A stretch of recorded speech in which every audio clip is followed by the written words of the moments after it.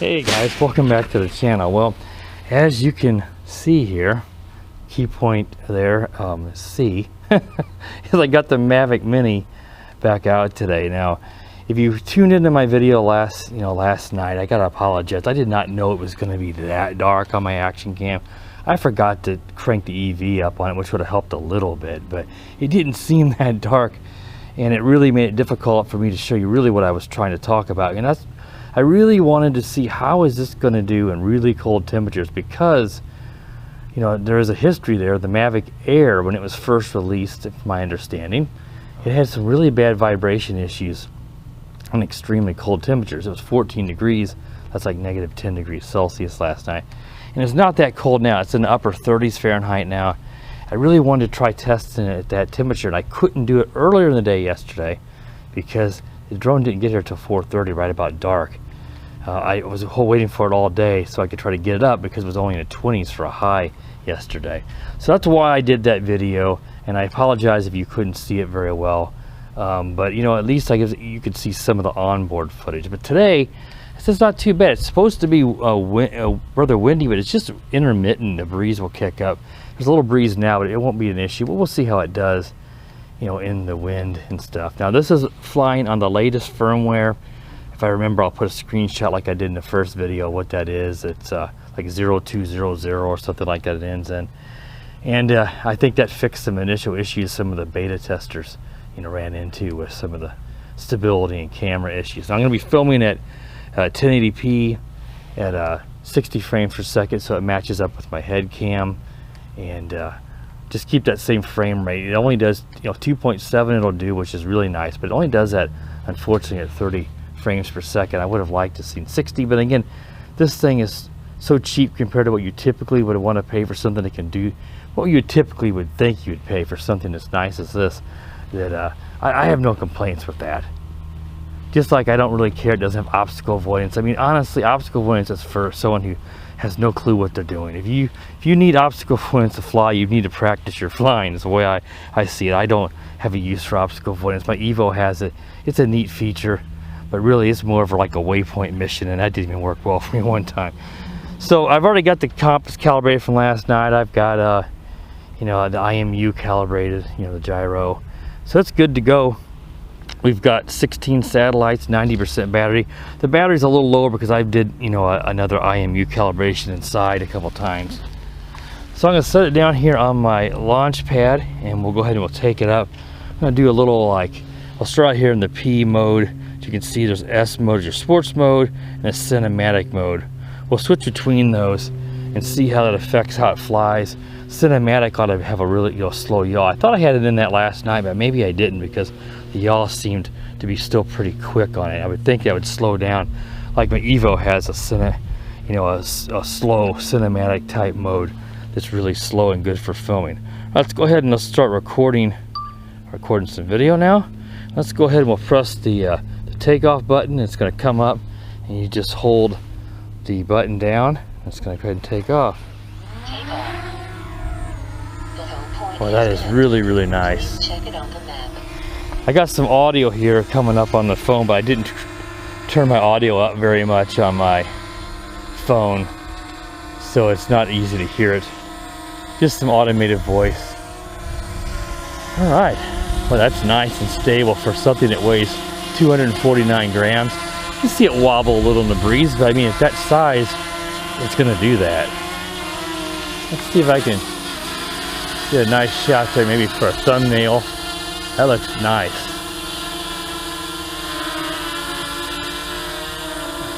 We're not going to fly this all the way, but I mean, if it advertises at 30 minutes, if it gets 28, that's going to be pretty good. At 90% battery, we should still get over 20 minutes. All right. Well, that's nice and smooth. That's P mode again. That's just your normal mode.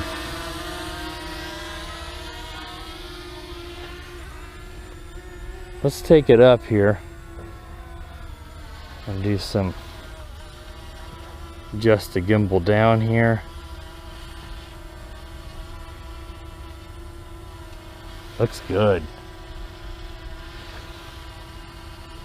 I'll try to include, you know, as much of the onboard footage as I can. If I look down at my screen a lot, then you're not going to see my head cam. That's the problem. So you have to hold it up real high while I'm doing this, or try to remember to switch between the different sources so you don't just see me looking at my screen. I'm just babying it around right now, guys. This is impressive. Again, this is my first DJI drone, and I know that they're great. It flies as good as my Evo, that's for sure. Just doesn't have as good of a camera, of course. Which, again, if they put a 4K camera on this drone, why would anybody buy a Mavic Air?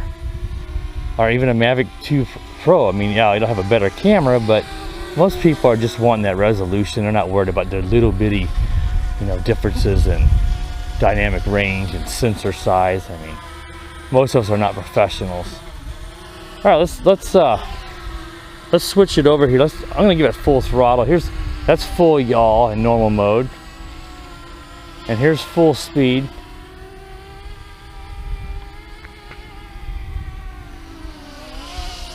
Now, I'm just doing it here in front of my house. I know I fly a lot of stuff here, but I'm doing it today because it's still awfully chilly. I don't want to go very far away to fly this. I would definitely take it somewhere else, so you guys aren't looking at the same area every time.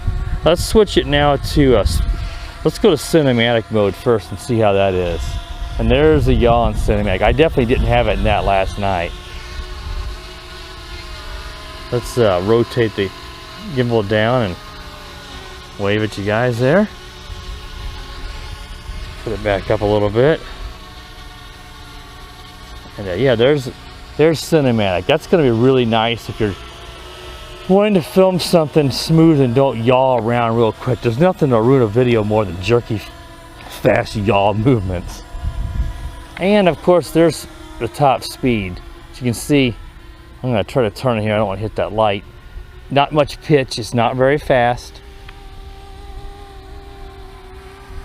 This would be perfect though. Let's say you're filming. Well, if you want to use this for, like, say, realty or something. If you got your 107 and most would use a little bit better drone for that, but this is a perfect one if you're filming video of something like a house or something. You get nice, smooth video without a whole bunch of jerky, fast movements.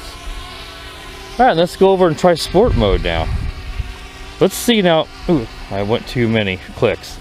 Marcus over Idaho Quadcopter got some strange warnings. Well, not strange. Battery voltage warnings in sport mode and full throttle. We'll see if we get that. What's probably happening is the battery's sucking more juice from the battery than the voltage warning is set to. And of course, this uses the lithium-ion battery, which is the first I've ever seen in a drone to not use a LiPo. And lithium ions are a little more prone to having, you know, they don't always provide the burst of power. I'm sure if this is a common problem, it'll just be a firmware update on DJI's end to adjust that voltage. Let's see if we get that. I'm going to throttle it straight up. No, I didn't get anything yet in my sport mode.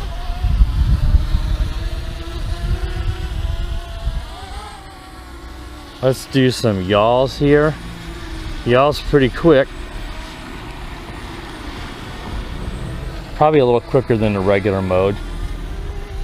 There's full speed. That's pretty fast. I mean, for a little, about what I expect.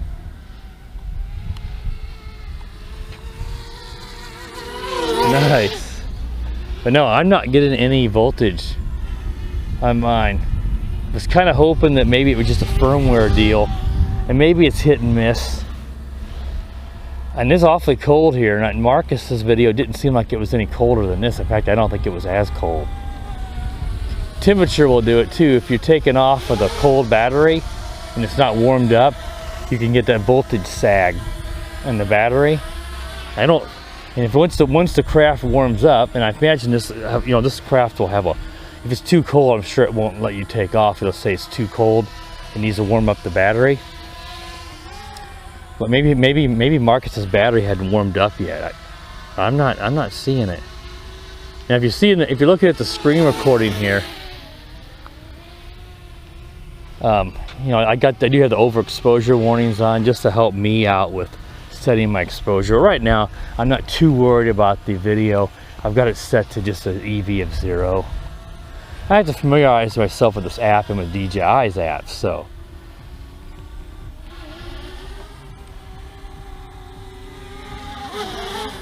This should be able to go a couple of miles is what I've heard, which is just crazy.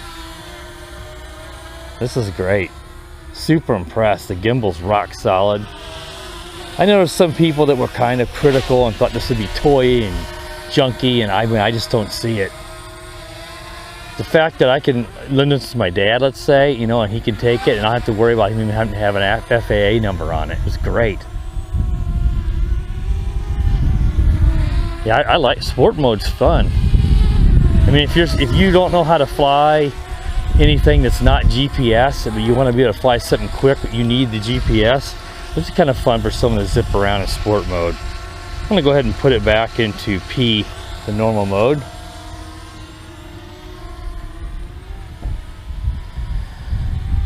It's a pretty good wind that's coming straight towards the drone right now. It's a southerly wind today. That's usually the warm direction, but it'll take a little while to warm us up here. It's got to melt the snow off first. All right, what I think I'm going to do now is we'll take it out a little ways this way and do a return to home. Let's see how accurate this return to home is, and then we'll probably wrap it up, because even though it's not nearly as bad as last night, my hands are getting cold. I'm having trouble feeling my hands. I think I changed the units to Imperial system. It really lets you set a ridiculous return to home height, you know, safe height. I'm using, I set it to like 104 feet or something, which is plenty. That looks really nice. Let's take it up here. That looks great. We're out 400 some feet here, just going across into that other subdivision. I'm up 64 feet. Perfect signal still. Yeah, this looks great. Got a little bit of Wi-Fi breakup, but part of that's because I'm not up real high. Let's go up a little higher here. And there's some electrical lines there that could also affect the could cause some radio, you know, some Wi-Fi interference. All right, let's go ahead and I'm going to press the return to home on the controller. Let's see, do I have to hold that? Again, guys, I'm not familiar with. There we go. Hold it down for just a second. I just tapped it. I think got the safety feature so you don't accidentally bump the button and send it back home. So hold it down until it initiates and the app now says returning home. Let's look for it now. You can see it's coming back here. Oh boy, I got to tell you one thing. Even though it's well within line of sight, being this small, I still don't see it. There it is. It looks like a bird coming back. Oh, it's so small. And there it is. It's up overhead here. I'm gonna back up. Landing. Let's see how good it does at coming down. Good thing we're coming down now. We got a helicopter coming, and we'll be low. I'm only 70 some feet.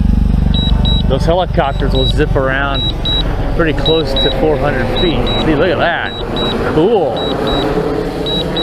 Good thing I was not higher, but I never got above 100 feet. He's up probably 400 or more. Probably higher than that. It's hard to see with, they're so big, it looks lower. All right. Current area unsuitable for auto landing. Land craft manually. Huh. It must be seeing something with the optical camera that makes it think it shouldn't land there. That's interesting. I've never seen that before. It was not going to be off too much. I don't know. I mean, I need to familiarize myself some more, but I don't know if this has auto, you know, precision landing. If it did, it'd have to be using the, again, the little optical camera on the bottom. It doesn't say that, but it might. I don't know. I mean, I've not found all the features yet. I'm still familiarizing myself. I didn't see follow me mode or circle me mode. I mean, I've not watched other reviews. I don't like to necessarily cheat. So, not that that's cheating, but I mean, I like to just figure it out on my own. But I've not, if those modes are in there, I don't know where it is in the app. Probably a ding dong, it's right there. But maybe it doesn't have, I don't know if it has that. I feel like an idiot saying that. Even if they, it could be something they're just going to add. You think it'd have a circle me mode and a follow me mode, but it's probably, some of this is, I'm not familiar with the DJI apps at all, so I'll sort that stuff out for you guys. And there's tons of reviews out there.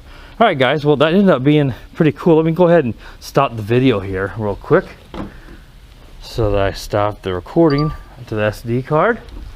All right, guys, well, now hopefully you can see the Mini, because last night's video ended up being a real disaster. I apologize for that. So take it up there, you guys could see how it did. Return to home was pretty darn good, and it had some safety feature. I think it was seeing the mailbox and thought, hey, it's too close, let's not land. That's incredible. My Altel has precision landing, which is great, but it never warns me, hey, I don't think I should land. So that's pretty awesome. All right, guys, well, hope you enjoyed this first real flight, I'm going to call this, of the Mavic Mini, because I couldn't see much what I was doing last night.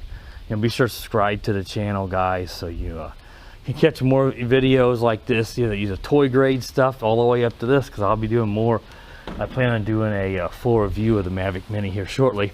So be sure to subscribe and click the bell so you know when I'm uploading new videos. And as always, guys, have a wonderful day. The power of the dark side.